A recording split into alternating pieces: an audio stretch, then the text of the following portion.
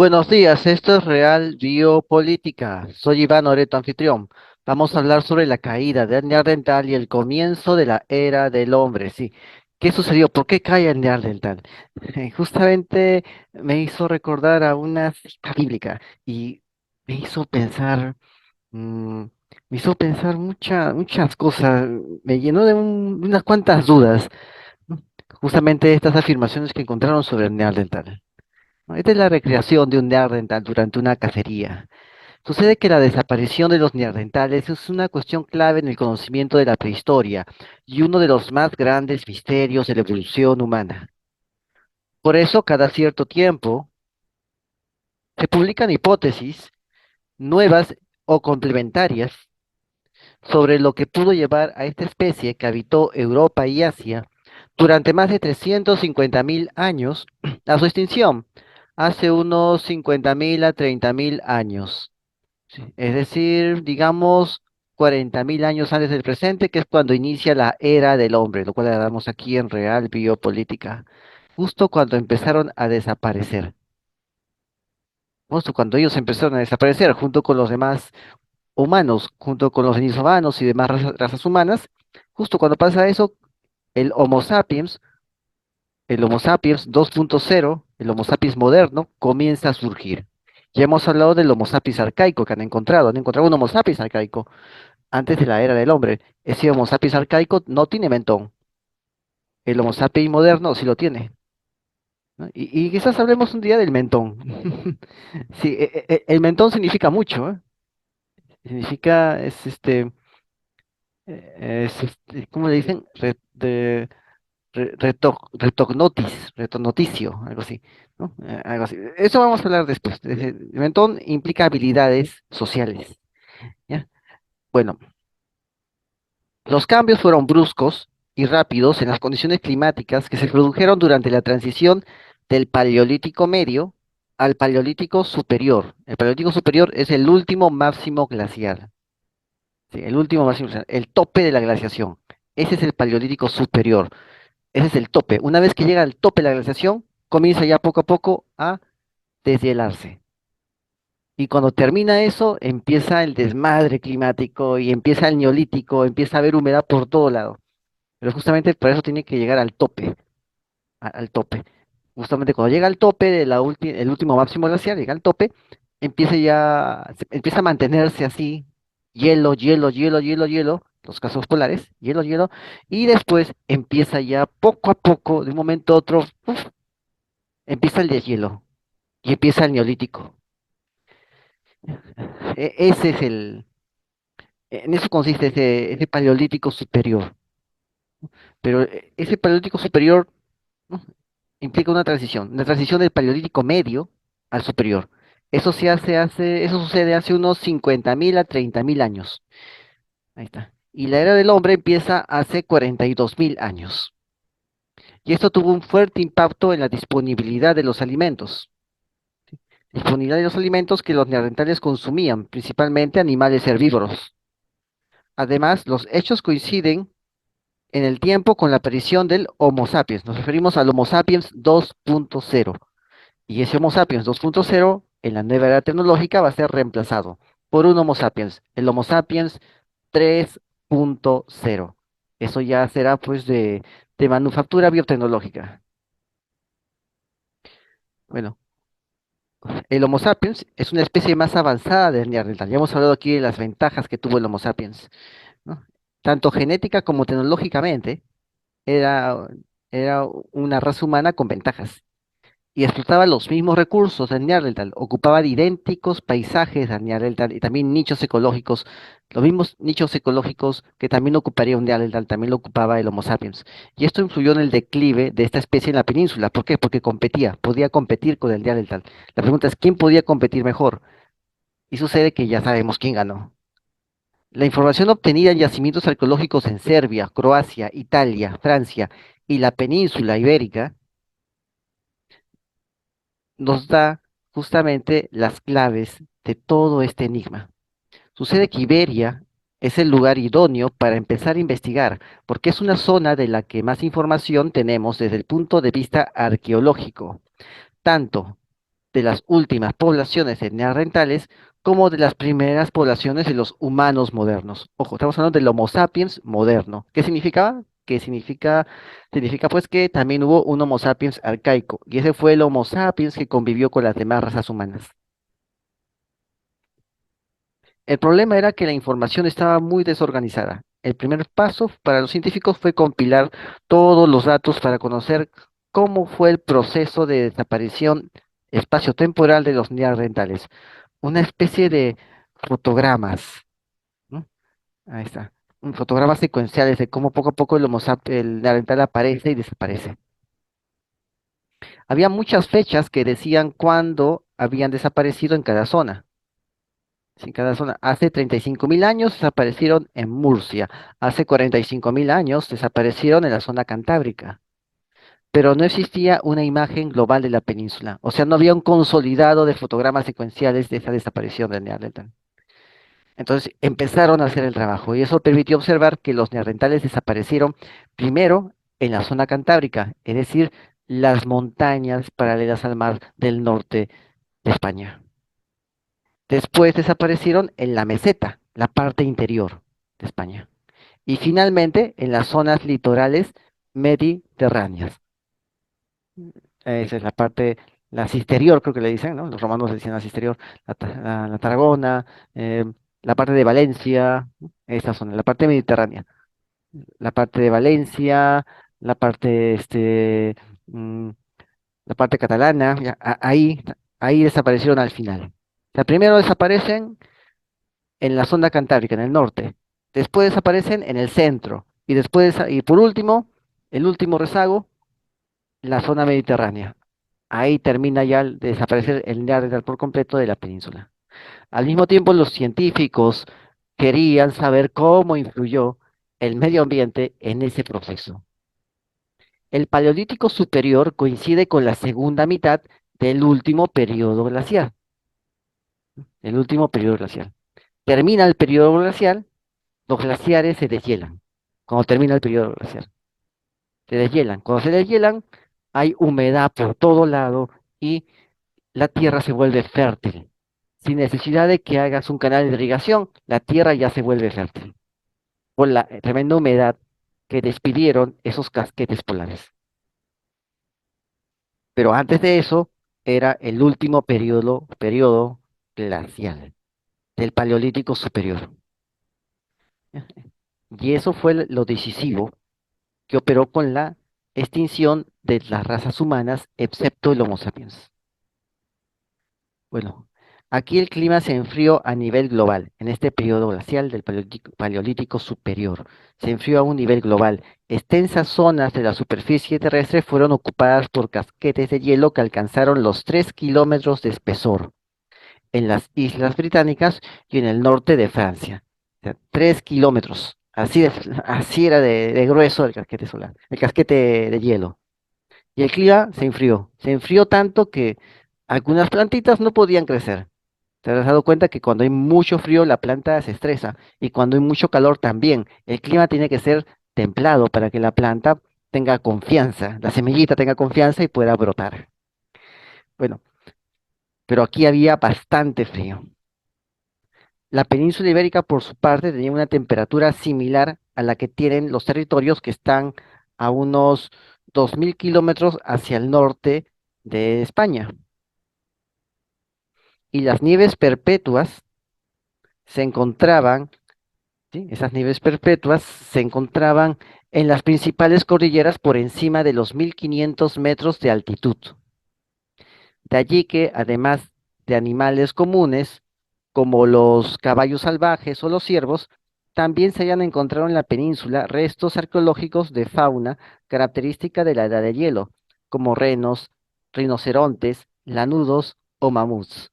O sea, el ecosistema se expandió. Ese ecosistema de la edad de hielo se expandió hasta España.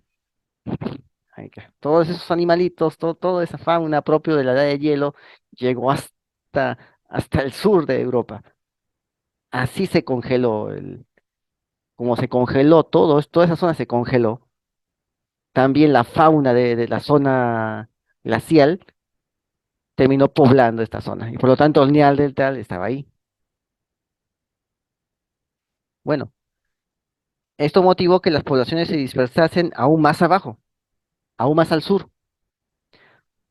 Los científicos hicieron entonces estimaciones de la productividad primaria, es decir, la cantidad de kilos en materia vegetal, ¿sí? En materia vegetal por unidad de extensión en el entorno de cada uno de los yacimientos de forma continua, entre los 55.000 y 30.000 años antes del presente.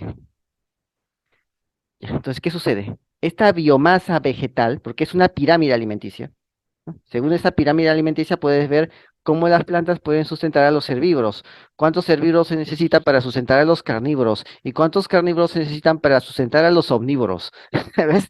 Al que está encima de la pirámide, porque el más grande come al chico, una cosa así, ¿entiendes? Entonces necesitas bastantes chicos para comer, ahí está, ¿no? Una águila necesita bastantes ratones para poder comer. Entonces, y estos animalitos necesitan a la vez otros animalitos. Y eso necesitan comer plantas. Necesitas plantas para que crezcan estos animales herbívoros, ¿no? Para que esos animales herbívoros puedan sustentarse.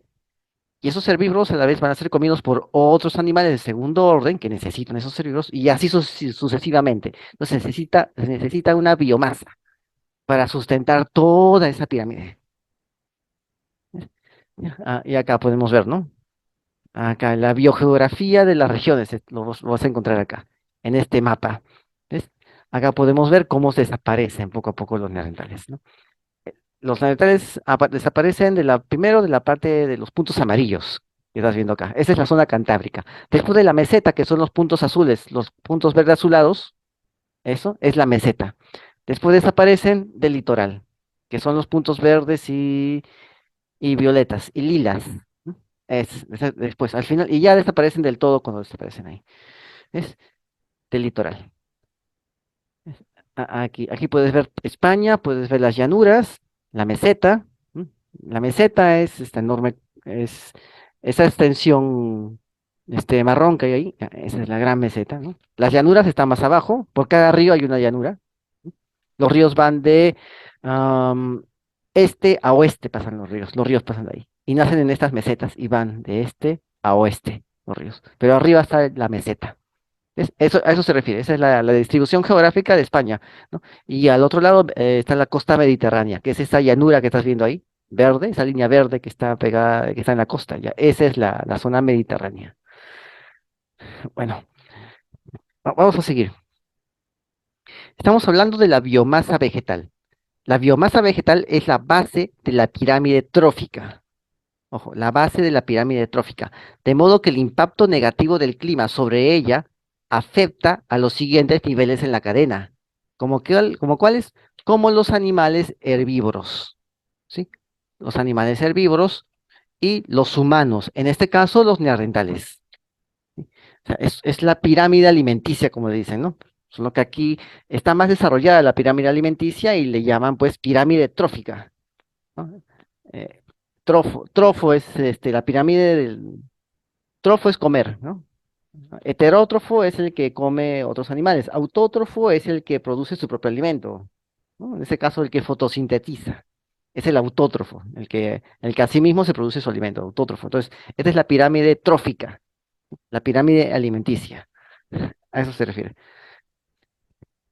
Bueno, vamos a ver acá.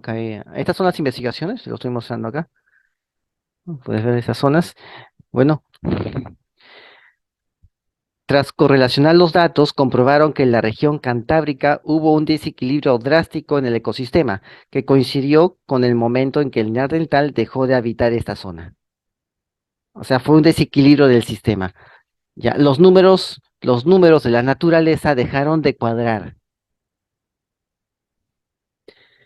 Lo que se observó es que no desaparecen, sino que bajan hacia el sur, hacia la meseta castellana. Ahí está, ¿ves? Estaba en la zona cantábrica, la zona amarilla estaba. Después hay un problema aquí en la zona amarilla, se congela. Como verás, está pegado al mar.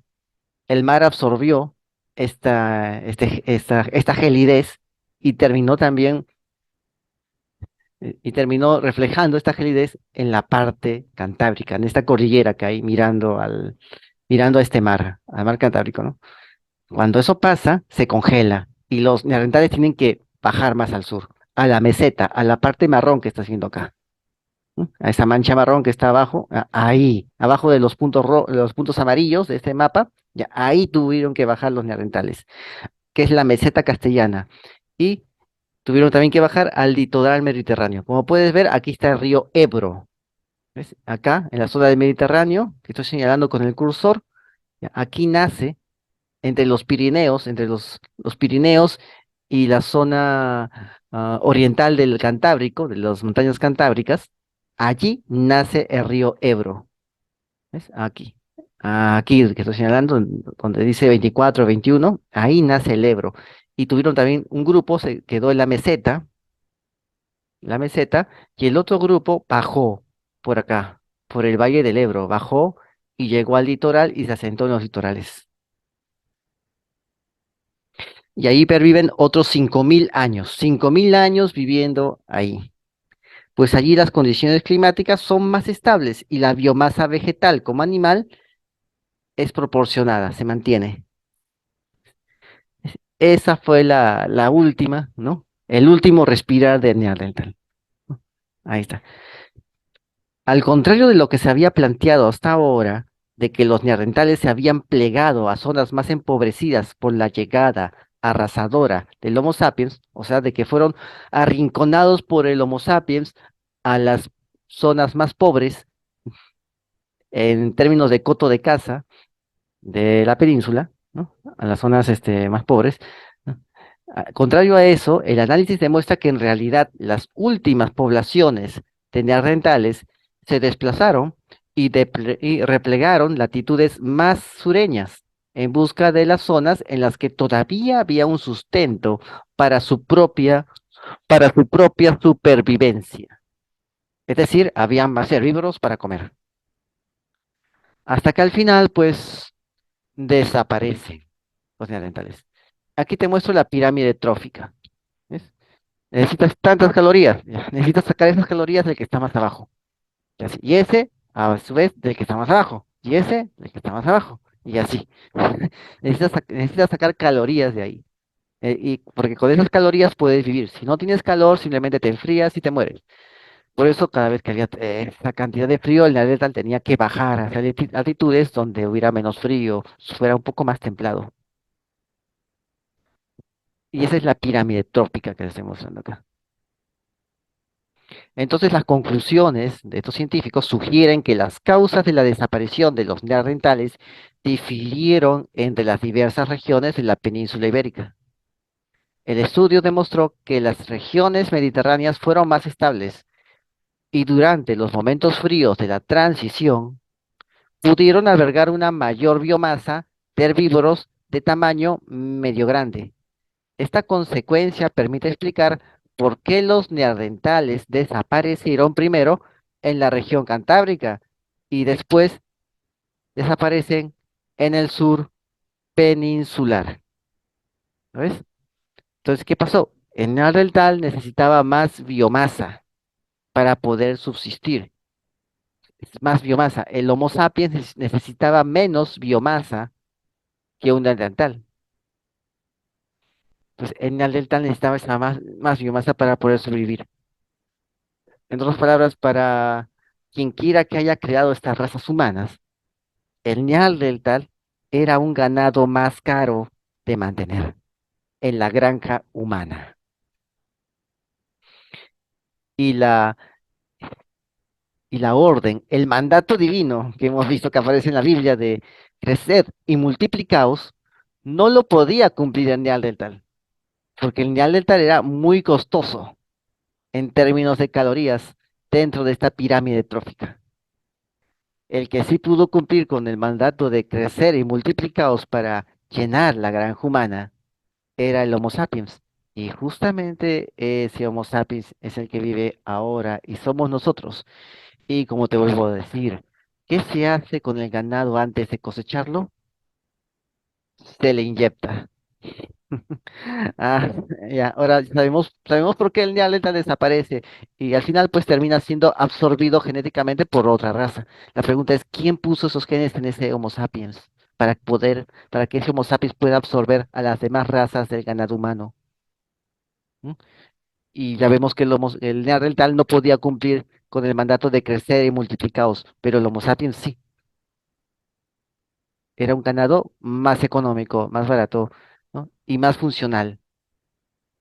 Es un ganado que sí se podía propagar por la tierra, sí podía cumplir con ese mandato. ¿Para qué vas a crecer y multiplicar tanto? Quizás para ser después cosechado. Así que te dejo con esas dudas. Suscríbete, comenta y comparte, hazlo viral. Entra a nuestras demás páginas donde colocamos contenido censurado. Y no te olvides, la verdad está a la vista. Saludos.